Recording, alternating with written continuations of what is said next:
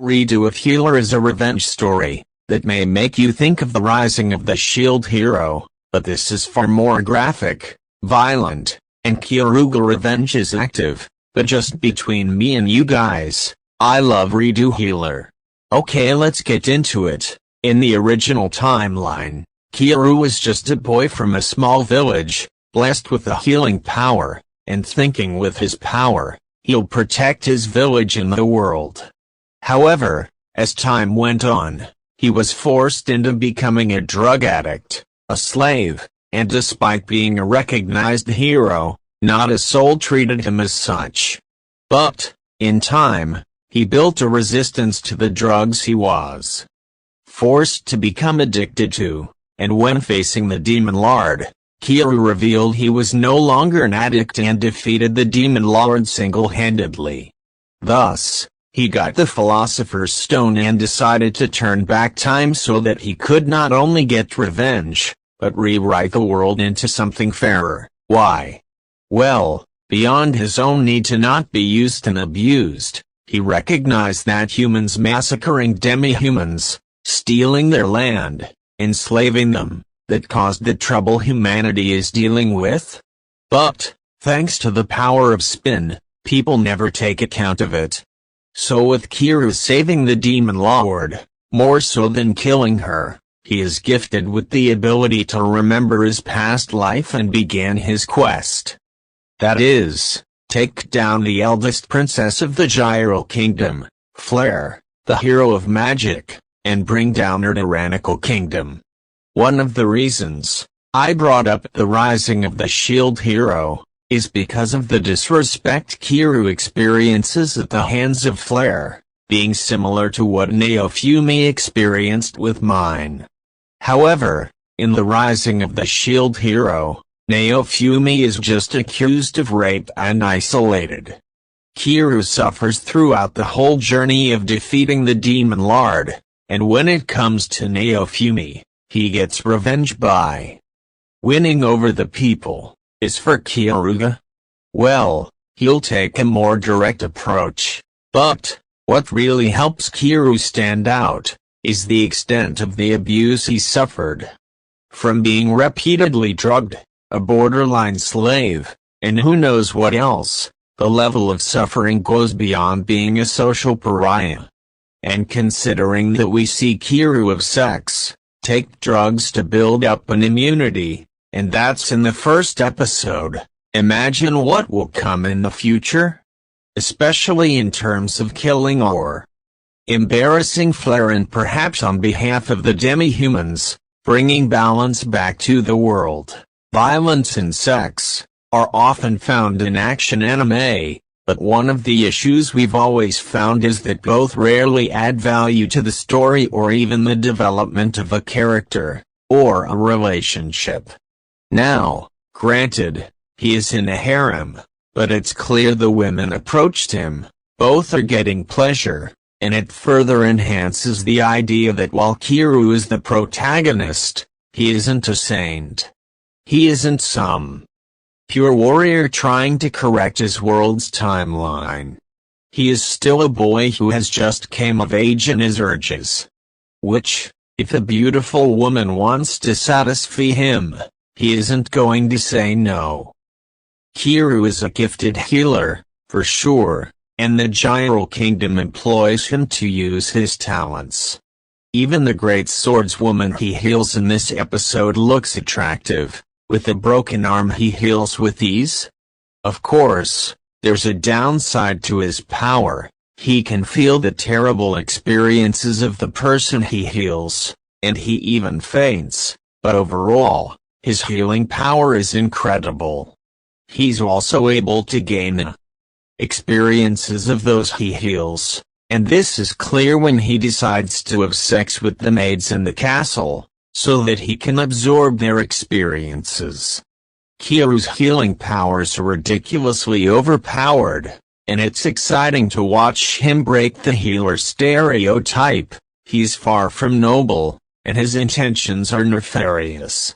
Because of this, anyone can see him as a sadistic villain, but after watching Flare's heartless act towards him, In the end of the episode, you want to see Kiryu get his revenge against her. Am I wrong? Okay, that's it for episode 1 guys. If you enjoy this video remember to leave a like and subscribe. Now let's look at Kiryu's power and abilities. Appearance. Kiryu is a young boy of medium height with brown hair and red eyes. Initially, he is dressed in simple clothes he used in the village. Then after the start of his revenge he uses a set of armor he stole from the captain of the guards. When he uses his heal skill, his eyes turn green. His new appearance as Kiryu is just an older version of himself. In his Kira disguise, he gives off a more feminine appearance, a buxom maiden with waist-long brown hair with a red ribbon on the back of the head, except leaving his genital intact. Personality. Initially, Kiryu was a very kind and gentle boy with dreams. When he discovered that he was one of the heroes who would save the world, he was very excited, but he was afraid to use his power when he found out that by healing people, he absorbed their memories and pain. Betrayal. After being betrayed, imprisoned, drugged, tortured, beaten and raped by several people who wanted to break their level limits for a long period of time, Kiryu's kind personality changed completely to that of a man: vindictive, cruel, brutal, unstable, psychopathic, relentless, bloody and sadistic. Because his naive personality was what allowed him to be exploited, Kiryu replaced his old personality with that of a manipulative and cunning misanthrope. Revenge is Kiryu's primary concern, although at least once he has mentioned the possibility of living happily once he has taken vengeance on his abusers. When Setsuna asked him why he seeks revenge so much, Kiryu explains that the idea that those who tortured him can just live their lives without suffering the consequences makes you want to vomit. Another example of his sadistic personality is when Kiryu thoroughly takes pleasure upon taking vengeance, as seen by his happy laughter after having raped Flare and erasing her memories. The only exception shown so far is the Knight Captain, as even after Kiryu turned him into a woman and make them raped by his soldiers as revenge for having raped entire Tana's death, he displays nor happiness nor satisfaction during it and afterwards, presumably because the Knight Captain's actions resulted in the death of many of Kiryu's loved ones. Kiryu becomes completely cold and suffers extreme levels of despair and anguish after losing his last shreds of humanity by becoming the sole survivor of his now deserted village. Now let's look at Kiryu's powers and abilities. Heal. By healing things and concepts, Kiryu performs various abilities from the healer class. Recovery. By manipulating time and matter, Kiryu can return things to their original states and heal deep injuries from himself or others. Initially, using it to heal someone would cause him great pain, but later on he learns how to use this skill without showing any signs of pain at all. Imitation. Every time Kiryu heals someone, he gains the fighting skills and experience from that person. He already used this skill many times before, retaining all the knowledge from different fighters, soldiers and mages. Predator. Can either absorb or copy some of the levels of a person, allowing Kiryu to level up.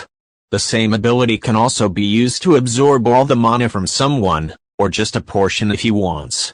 If the target is a mage or fully dependent on mana, that person gets incapacitated and weakened. Corruption. Destroys the target from the inside by corrupting them. Kiryu usually refers to this ability as a one-hit KO skill. Upgrade. Ability that allows Kiryu to modify things by upgrading them to a desired state. Memory erasure. While touching someone's head, Kiryu can change the memories of an individual and can also erase them at will. He can also force the target to experience memories, as shown with Kira Clearit. Okay guys, let's look at episode 2 of the anime. So, unfortunately, Kiryu needs to bide his time and get his drug resistance rather than begin his revenge immediately. This takes a while, and you get a difficult view of watching him drugged and raped. All the while, Flare carts him out when necessary and even adds her few kicks and insults in, and yet some anime fans thinks he shouldn't get his revenge. So while he was tortured he eventually builds up his drug tolerance and his power of alchemy. Thus, he undoes his chains, locks, and if he doesn't kill many using his acquired skills. He even takes the look of one of Flare's most trusted knights, and uses their relationship to kill her guards and make her vulnerable. Now the revenge begins. thus leading to a torture scene that you will be so thankful for being uncensored. For those who have watched the uncensored version, however, the scene get intense. After Kiru hit Flare with his Excalibur, then he violated her while she was screaming for her life. As of now, Kyoruga's focus is rewriting his narrative, and whether that includes becoming a hero or a villain, in his own way, his main goal now is to get revenge on those who torture him and betray him.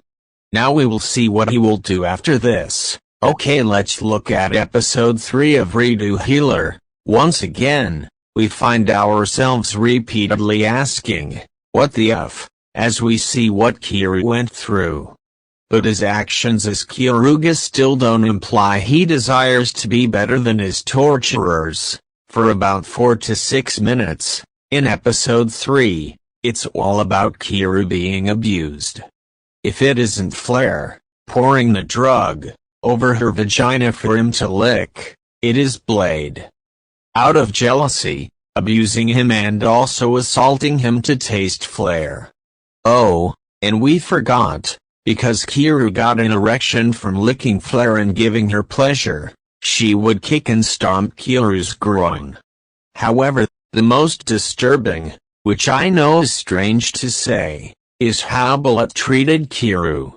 On top of assaulting Kiru, they also seemed to have a one-sided toxic relationship with them.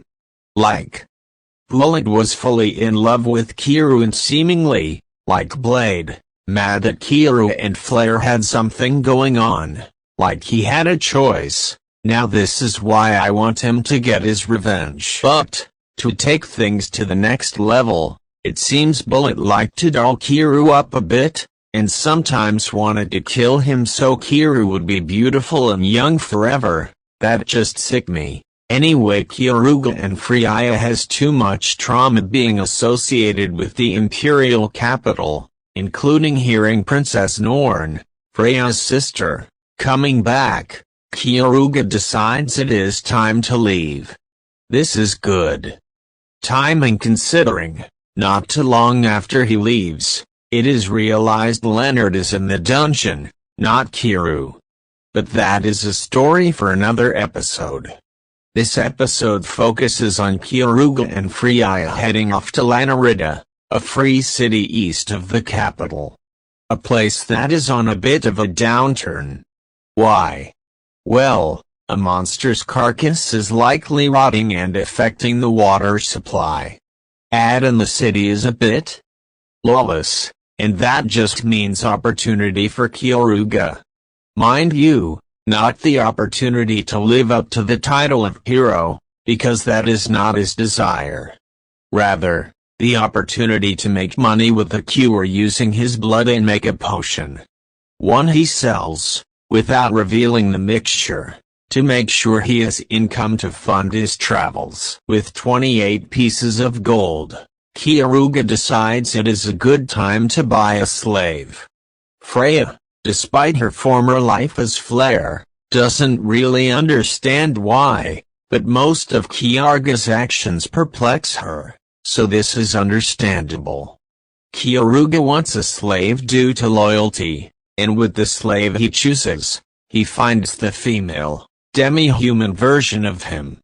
And while the goal is to use her to get his revenge, to earn her loyalty, he is going to focus on the demi-human first. However, there remains the question of why they do this. Even if Flare has something about having power over people, why not only have Kiru strung out on drugs, but pour it over your genitals for him to lick up? Then with a blade, is it just that she, and queer people in general, can openly express themselves? Was she rejected by Flare? What's the story there? Heck, could that also be Bullet's issue? Redo of Healer really does make me think this is the explicit revenge version of the Rising of the Shield Hero, if Naofumi strictly focused on revenge and didn't try to be a good person. So with the addition of a slave to fight for him, and Naofumi too being very much into selling potions and more, you can see the connection, right? But, whether or not Kyoruga may get a genuine bond with the slave, To the point of having a father-daughter relationship, who knows? All that is clear is that, unlike Neofumi and Raphtalia, this slave is of age, and add in she was a sex slave for a while, this could mean we're seeing the beginning of a harem. Just with the slave willingly loving Kyoruga, unlike Freya, who was brainwashed with bleach, there was this belief, that while Kyoruga was intelligent, in terms of revenge, maybe with everything else, he'd still be that farm boy. However, his explanation for why he used a merchant, even if he was a little weird, rather than sell the potion himself, it made sense. Also, why he needed a slave rather than an explorer or adventurer, again, Freya asked a good question, and Kyoruga delivered an exceptional answer. This leaves you to wonder, when it comes to Blade and Bullet, taking note of what happened to Flare, what will be done to them, since I doubt Kyoruga is going to recruit them, unless he is that off from center. He wouldn't do that, not from what he has been true. Now that's the end of episode 3, let's look at what's happened in episode 4. In episode 4, you may consider Kyoruga a saint, for not only rescuing Setsuna from slavery but vowing to allow her revenge against the humans of the Gyral Imperial Army, who were the reason she was enslaved. However, the method he uses to strengthen her may give you pause. Why? Well, because it requires him kissing her, having her give him fellatio, as well as him ejaculating inside her, which I enjoy watching. There is the possibility he could not only heal but strengthen her using his blood, but it seems Kyoruga wants a harem. Though it isn't clear yet if Freya is aware Kyoruga is taking advantage of Setsuna yet. So finally in episode 4, we are going to see some fighting. On the other hand, Setsuna can't wait too long. Kyoruga grants Setsuna's vengeance within a few days, but, just for his own kicks and giggles, Kyoruga also has Freya join in using her level 5 magic. Because, what's better than to have the princess kill part of the soldiers of her kingdom? Though it should be noted, Kyoruga joins too. He pretends to be the sword hero to help mow down enough Gyral Imperial Army soldiers, dressed as mercenaries, so Setsuna can finish the job. Thus leading to grand praise for her and Kyoruga having her loyalty forever. Though, considering all that happened to the Ice Wolf clan, Setsuna vengeance, and how Freya is without her family's influence, makes Kyoruga believe he needs to dismantle the kingdom for real change. The problem with that idea is that Leonard and King Gyral are aware of this, what Kyoruga did, and now Leonard is tasked with getting King Gyral's daughter back. This could be an issue, mainly if the other heroes and Freya's sister gets involved. You have to feel for Kyoruga, due to every episode, up until now, showing him drugged and raped, possibly daily. Yet, him letting Setsuna to believe she had to have sex with him to get stronger, that was exploitation, right? Considering he knows the extent of his powers, surely there could be other ways, or was his semen truly the only, or perhaps quickest, way for him to make her more powerful? And granted, Kyoruga does make a pledge to not kill people who have done him no harm, but is everything before murder a possibility? Will we possibly see what was done to Flare happen to Bullet and Blade? Yes, we saw blood spraying like rain, but didn't the violence almost seem tamed? We didn't see guts, any real gore, and people got their heads chopped off. Heck, even when Setsuna got her revenge, she wasn't ripping out jugulars or anything like that. Granted, saying all this can come off hypocritical, considering the level of shock we hit in regards to how Kyoruga has thus far gotten his revenge. But that's the problem with shocking anime, so that covers episode 4, guys. Let's look at episode 5 of the anime. Yes, we saw blood spraying like rain, but didn't the violence almost seem tamed? We didn't see guts, any real gore, and people got their heads chopped off. Heck, even when Setsuna got her revenge, she wasn't ripping out jugulars or anything like that. Granted, saying all this can come off hypocritical, considering the level of shock we hit in regards to how Kyoruga has thus far gotten his revenge. But that's the problem with shocking anime, so that covers episode 4, guys. Let's look at episode 5 of the anime. So in episode 5, Kyoruga predicted the merchant does attempt to betray him, and with that in mind, Kyoruga was ready to kill everyone that sided with the merchant. However, with him knowing his new name and not wanting that attention, it is agreed that for 500 gold pieces, Kyoruga will sell his recipe. Mind you, the source of the sickness is gone, and without Kyoruga's antibodies, the potion is useless. But the merchant wanted to pull a fast one, so this is what they get. In any case, Kyoruga calling himself the hero of the sword, and using a blade associated with Kyoruga's family, she finds herself face to face with Kyoruga, under the impression he murdered soldiers trying to protect the White Wolf clan village. And despite Freya and Setsuna backing up his statement, Kyoruga decides to fight Kyoruga and ends up like everyone else. Smart, talented, yes, but ultimately not prepared for Kyoruga's tricks, including drugging Kyoruga. So afterwards Kyoruga used Freya to help push Kyoruga onto his side. For with Freya as Princess Flare, saying Leonard wanted to silence the princess, imprison Kyoruga, who reveals his true identity, and that all of this was done when they discovered the darker side of the kingdom. Kyoruga is broken.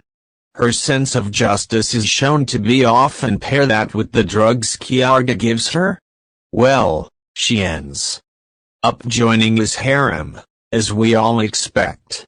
And we know, that is one too many for Setsuna and Freya, for while they participate in a threesome, both make it clear they prefer one-on-one sex with Kyoruga. But, it seems now, with another woman involved, sometimes they may just have to listen outside the door, hoping he has the stamina left so they can have a turn.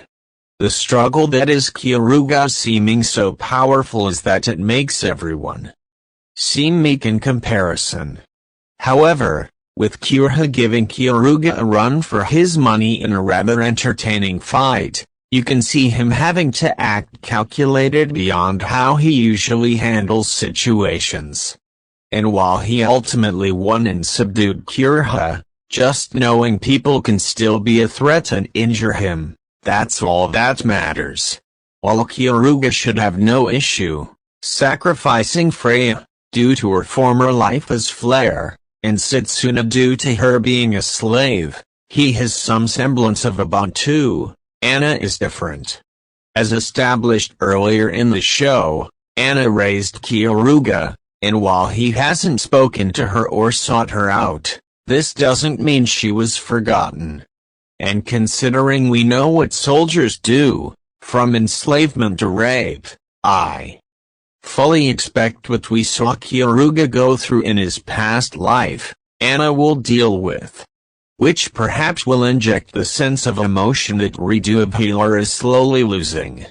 It's still an uncomfortable relationship between Kyoruga, Setsuna, Freya, and now Kyoruga, since the power dynamics are weird. With Freya, you can't erase the fact he wiped her brain and manipulated her into thinking they're in some sort of relationship that allows him to have additional women. Then with Setsuna, she is clearly a young girl who hangs off Kyoruga due to him empowering her and giving her revenge. I mean, she thinks she grows stronger every time she is ejaculated, and for goodness sakes. Yet, even with how creepy Kyoruga's relationships are, there are moments you want to will yourself into believing maybe he genuinely cares about these women? That he doesn't just randomly have sex with Setsuna to flout his power, but because there is something there emotionally. Maybe. With Freya, because she is sweet, an ally, and nothing like how she was when she was Flare. As weird as their relationship is, perhaps it can evolve? And mind you, this isn't to say we're trying to find ways to excuse Kyoruga's actions. We understand why Kyoruga acts this way towards Setsuna and Freya, is because he felt powerless and now is compensating for that. But, because it seems Redo Healer wants there to be some form of intimacy here, it's hard to tell if we should see growth through Kyoruga growing close to Setsuna and Freya. Especially since, for every moment Kyoruga expresses he is proud of Setsuna, just randomly being inserted. Never mind Kyoruga being added to his harem and the vibe that this is all about him satisfying himself. Thus showing, despite the appearance of trying to form a bond with these women, it doesn't mean it is due to love or affection. Simply put, it is because, with them becoming decaymatized, it means further protection for when something unplanned happens. One prime example is when the merchant decided to betray Kyoruga, and he was ready to sacrifice both Freya and Setsuna, who he knew would fight to the death for him. This feels like a growing problem for Redo Healer, since Kyoruga's revenge has stalled a bit as he took on being an adventurer. Though perhaps what gets us is when it shows fish flailing, a dragon sleeping, or stuff like that. It doesn't have the same impact as when you knew Kyoruga was torturing Princess Flare. There is no feeling of being glad you don't know what's happening because you can imagine it. So, with no longer using Kyoruga's abuse as a quick and easy means to get a rise out of you, having uninspiring sex scenes and action scenes that are decent but won't leave you awestruck, what does Redo Healer have to offer? It hasn't done much world building, and its character development is a bit sparse. So have we seen the best this has to offer? So that's it for episode 5. Let's move on to episode 6. So once again, in episode 6, we see Leonard is wanting revenge for taking the blame for Princess Flare's death, and being tortured. He wants to clear his name. But, how does one drive out someone who has the power to change their appearance? Well, by using what information you have on their whereabouts, and tout out of their village in hopes that some part of them still cares.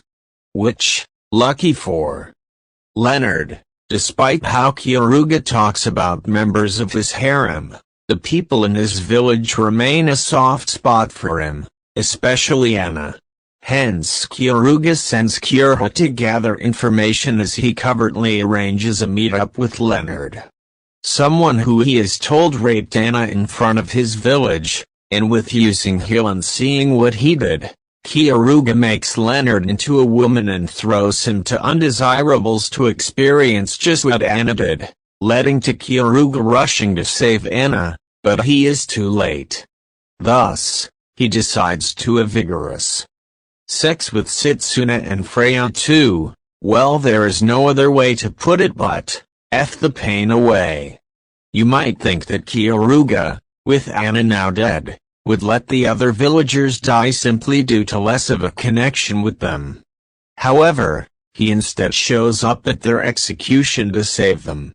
Mind you, this is with acknowledging the Colosseum, where the executions are to take place, could be a trap. One that Princess Norn, one of Kyoruga's many torturers, may have set up. But thanks to Kyoruga is aware of what he may face and has a plan in place. However, is for pursuing to get vengeance on Princess Norn? Well, despite her being a horrible person like her sister in a past life, she hasn't been one to Kyoruga in this one. So she isn't his focus. More so, the fall of the Gyro Kingdom is the only thing on Kyoruga's mind, and he plans to tear it down by any means necessary. What's missing from Redo of Healer is heart. So with Anna's death and Kyoruga's village threatened, the show is finally steering us towards having something to care about. Because, with the delay on meeting Blade and Bullet, and Kyoruga getting revenge on them, Redo of Healer began to feel like it was too focused on side stories and softcore hentai moments than anything else. Yet, with Kyoruga no longer on the run, being forced out of hiding could be what the show needs. Be it to fight Blade, Bullet, Princess Norn, if not the king himself. Add in Freya hearing the name of her sister makes her seem triggered. We might learn why Princess Flare was as screwed up as she was. At least if Princess Norn is the source of Princess Flare's former mentality. After watching the uncensored version, at least for this episode, I can firmly say that Redo of Healer can no longer rely on its use of rape scenes as a plot device. Be it Anna or Kyoru, while still disturbed by the use of rape, it has lost its shock value. Thus making us appreciate the censored version since it leaves you to imagine what horrors are being done. Similar to when you read a book. It's your imagination, what you believe is the worst that could happen, that drives how horrendous the moment is, while we get some are tantalized by animated nipples, bodily fluids flying, and sexual gestures. Redo of Healer isn't presenting you top-notch hentai. At best, you could submit it compensates for the pacing of the show, in terms of us finally seeing Kyoruga get his revenge on Bullet, Blade, and the others. But with no passion, no real build-up, unless you're really into porn, again, it doesn't make you feel like you're missing anything watching the censored version. For at this point, Setsuna, Flare, and Kira are mainly sex objects for Kyoruga's amusement, making the possibility of him sacrificing them, as he seemed willing to before, a non-issue. So that's that. Now we're moving on to episode 7, so with Kyoruga having the heads up, he completely overpowers and utterly massacres those who planned to use the villagers as bait to kill him. However, we come to find out the villagers were poisoned before he even showed up, so whether he gave himself up or not, they would have died. Naturally, this upsets him, but with him believing Princess Norn is handling the situation, this felt expected. But, while many lives are lost, using Freya acting as Princess Flare, he is able to get the people to turn against the preacher who was orchestrating everything and cause an uprising. Also, he is able to save one kid who he knows may seek revenge against him, due to considering him to be the reason his whole village died. Which Kyoruga accepts, even is fine with, for it'll keep the kid alive during the days to come. So, with Princess Norn thwarted, where to next? Well, Branica. Why? Well, Princess Norn, who seems to want demi-humans dead or enslaved, refuses to tolerate a place where humans and magical beings coexist, so it has to be destroyed. However, with her not beginning the expedition just yet, Kyoruga plans to get there first and find the demon lord who he defeated in his past life. Though it should be noted, we're on a new timeline now, and so Kyoruga doesn't have replaying history on his side any longer. So whatever Princess Norn has planned, if Kyoruha doesn't warn Kyoruga, he'll be walking in blind. Redo of Healer is currently scheduled for 12 episodes, and we're past the halfway mark. As noted previously, the physical and sexual violence shock has worn off, and with a delay in seeing Kyoruga get revenge on Blade and Bullet, and now Princess Norn stepping in, it feels a little off track. Yet, with the boy living after the massacre and Kyoruga predicting hate in his heart, maybe he might do something to give this show an epic end. You know, beyond the possibility of an orgy, so episode 7 doesn't have much to cover up on, so let's move on to episode 8 of the anime. Okay, so in episode 8 of Redo Healer, we learn the history of the integrated city known as Branica. Kyoru acquires a new member to his harem, who is part of his larger plans to change the world. To begin, we're told the history of Branica.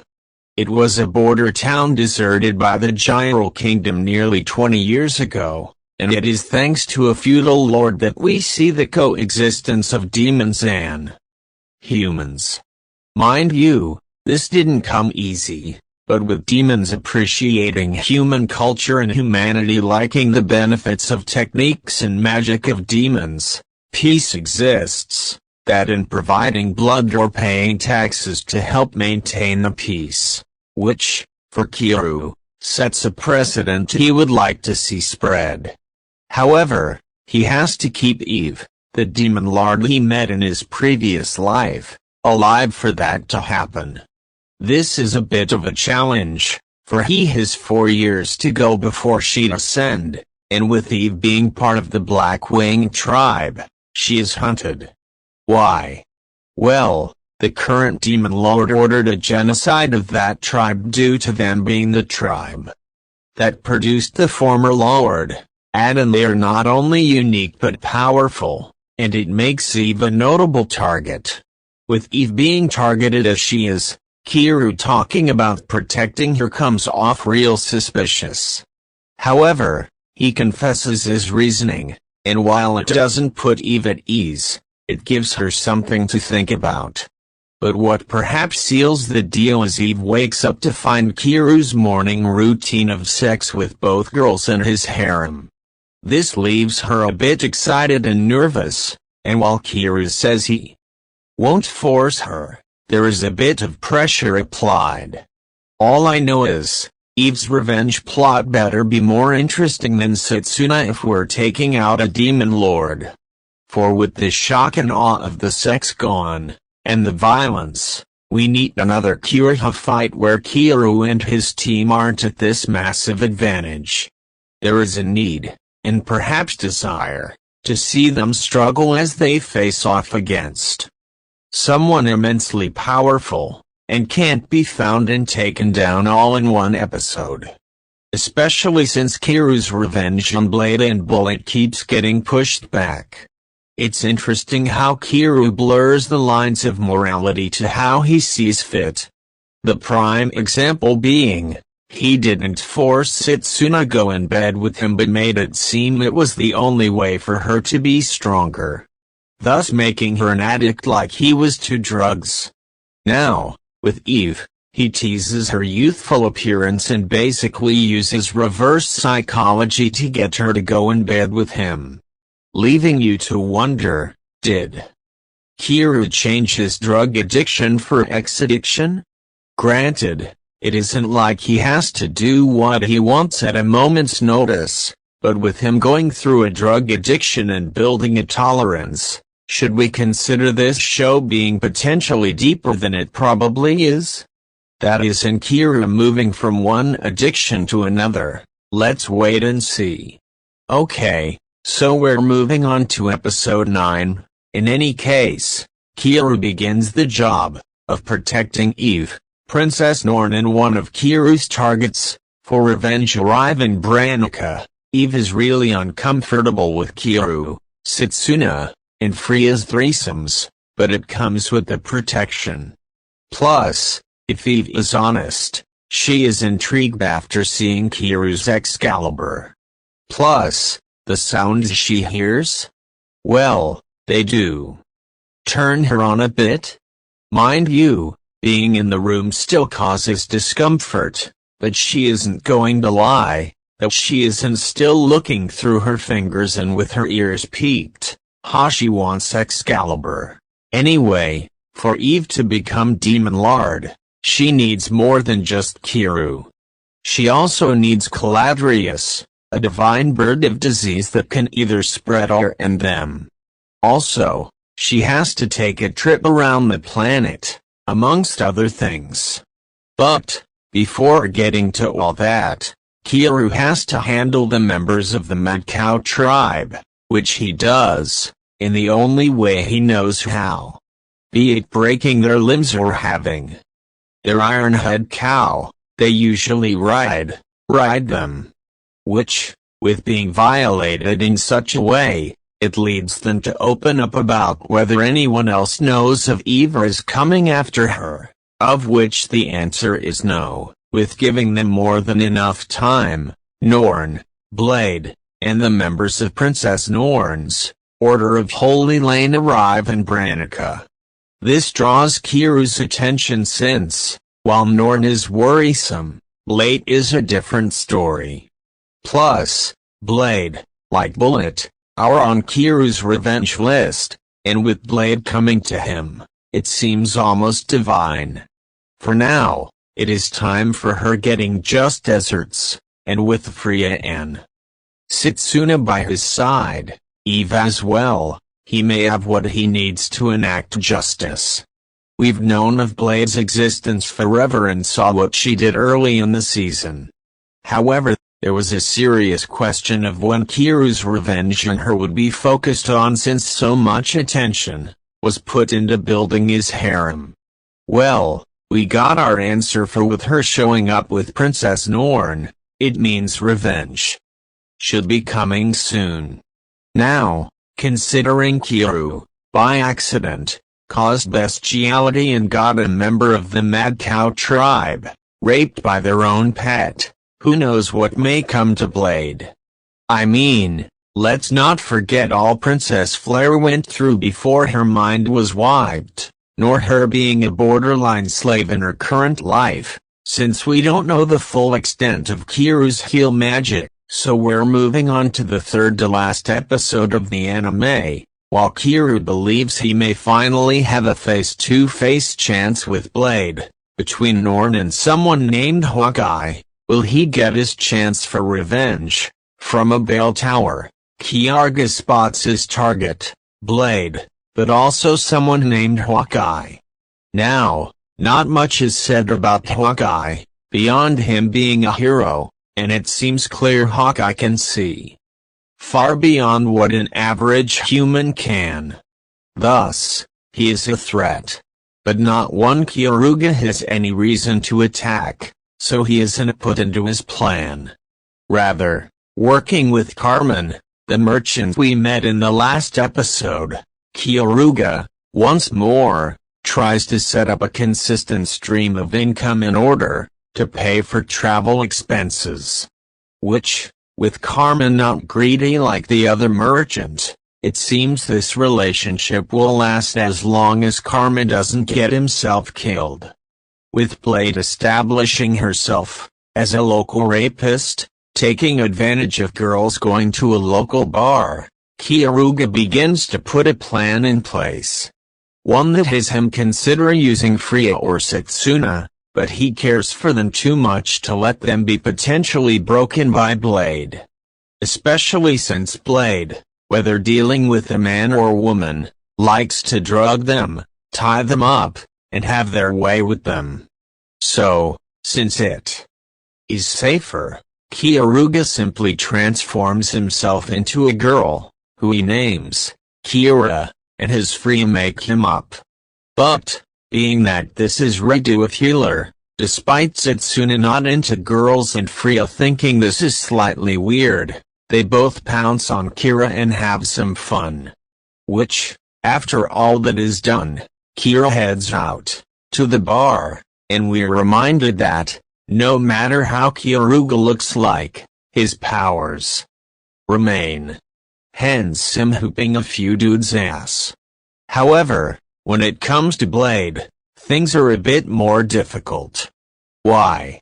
Well, because Blade's a date rapist, and despite Kyoruga having a tolerance to many a drug, he isn't utterly immune. Thus, when roofied and forced to swallow by an aggressive kiss, he gets knocked out. This doesn't last long, though. But rather than be in a quiet area where Kira can have the upper hand, unfortunately, Kira not being knocked out is revealed because Blade throws her in the air to handle someone whose daughter was raped by Blade. Note, Blade has maybe been there for a few days, and already they can name 4 people they assaulted. That aside, with Kira knocking that guy out too. Land softly and then fighting Blade, so comes Blade unsheathing their hero's weapon, the sacred sword, Ragnarok. This puts Blade at an advantage Kira can't overcome since the sword increases Blade's strength and healing abilities. So any tricks Kira does are quickly healed from, including poison. Thus, Kira loses round 1. Round 2, however, Kira wins for without the sacred sword, Ragnarok. Kira has the ability to overpower Blade. Which means, you guessed it, it is time for revenge. Being that Kyoruga, Kira, whichever name you prefer, oftentimes overpowers whoever they are facing, gaining a sense that there still are formidable opponents out there. It made things interesting. Especially since it was Blade 4, after building her up for so long and holding off the two coming face to face, it made their fight all the more noteworthy. Be it when they were on the streets or when Blade was ready to rape Kira. This leads me to wonder, when Bullet comes onto the scene, or even when if Kira faces Princess Norn, may we end up not getting this Herculean comeback. Blade lived up to the hype. They weren't just screwed up in Kiru's past life, but this one too, and considering maybe only a night passed, at a minimum, and already Blade claims assaulting 4 girls. Oh, it flared up all the hatred from when they were beating and doing who knows what to Kiru. But, we gotta admit, I appreciate that the show conveyed Blade deserved what's coming to them without us having to see what they did to someone. It reminds me of when Kiru got his revenge on Princess Flare and, with watching the censored version, you didn't know what happened, so your imagination could run wild. I'm not sure who Hawkeye is, but considering some demons can see through Kiru's disguises, imagine if Hawkeye can see through his as well? Alongside that, what if Hawkeye reports Kiru to Princess Norn? As shown, Kiru is capable of a lot, if he fights you one-on-one or with Setsuna, now Eve, and Freya. However, if it is 2-on-1, with Kiru at a disadvantage, it leaves you wondering how he could deal with the situation? Especially if he can't get his hands on the other person and use heal. Now, we're on the second to final episode of Redo Healer. Okay, let's get into it. Kiru uses his heal powers on the unconscious Blade to extract information about Norn's plans the city.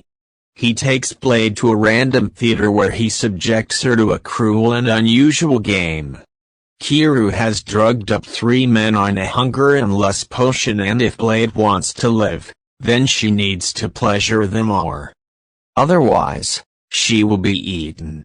And so, the game begins as Kiru, still in his genderbent state, by the way, sits in front of the stage, enjoying some lamb chops and wine.